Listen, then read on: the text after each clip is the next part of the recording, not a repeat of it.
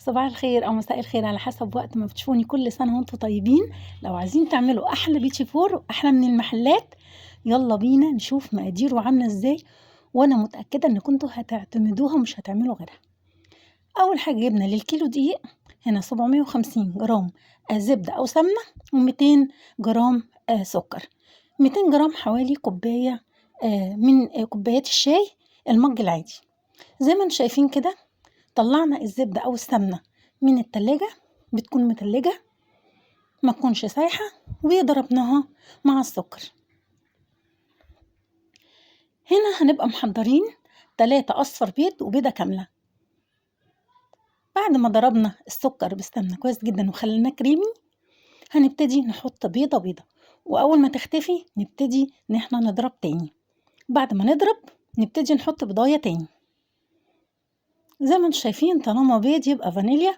ممكن تحطي ريحة الموز أو ريحة جوز الهند المتوفر عندك. عامة أنا كان عندي ريحة الموز، بس كانت مدية ريحة خطيرة فعلا للبيتي فور وأنا بعمله.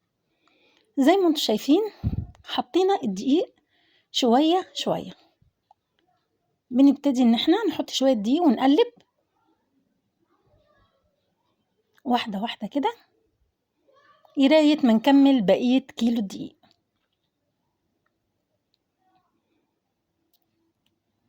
طبعا بنبقى محضرين الكاكاو بتاعنا منخول كويس علشان هنعمل نص البيتي فور بالكاكاو.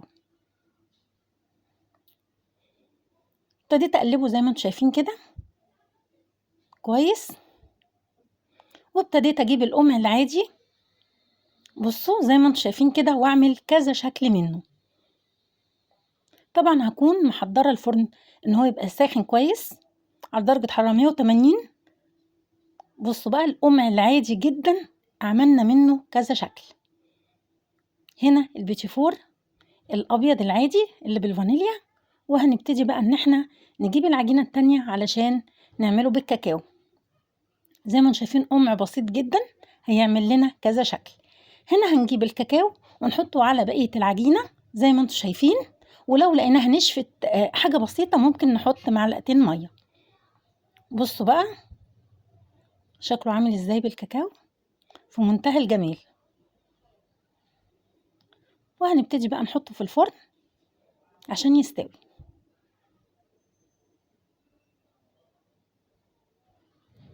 هيبقى احلى من المحلات يا جماعه.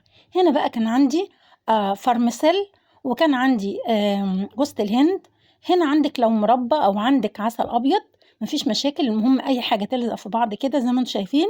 وعندي فول سوداني طحنته شويه كده زي ما انتم شايفين، وابتديت اجيب الاتنين واحط فيهم العسل يلزقوا مع بعض، وبعدين العسل من على جنب وممكن مربى. وابتديت احط فيها ممكن فرماسيل، ممكن جوز الهند، ممكن زي ما انتم شايفين فول سوداني، اي حاجه من بتاعه رمضان. التزويق دي بقى حاجه ترجع لك انت. ممكن نوتيلا زي ما انت شايفه كده، وهيبقى حاجه في منتهى الطعام. ان شاء الله يعجبكم، ولو عجبكم يا ريت تعملوا لايك وشير واشتراك في القناه، وما تنسوش تفعلوا الجرس. هنا بقى عملنا واحده بالكاكاو وواحده بالفانيليا. زي ما انتم شايفين، تزويق بسيط جدا، بس شكله في منتهى الجمال، وكمان تحدي هيطلع احلى من الجاهز. زي ما انتم شايفين كده هيطلع بيدوب في البق دوب، وفي نفس الوقت ماسك نفسه. ودي بقى الحاجة الجميلة اللي احنا عملناها، اللي احنا عملنا بالثلاثة اصفر بيض، ده بيخليه دايب، والبيضة الكاملة هنا هي اللي بتخليه ماسك نفسه. طعمه يا جماعة والله في منتهى الجمال، أحلى فعلا من المحلات بكتير كمان. طبعا التزويق ده براحتكم خالص. هنا بقى عملنا بكذا شكل، مرة جوز الهند، مرة بالفول السوداني اللي أنا طحنته، مرة بالفرمسل. يعني أي حاجة موجودة عندكم. التزويق بقى دي حاجة بقى ترجع لكم. وكل سنة وانتم طيبين.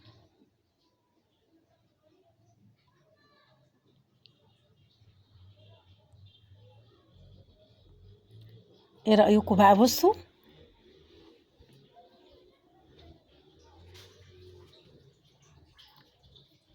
ده بقى الشكل النهائي، حاجة كده في منتهى الجمال.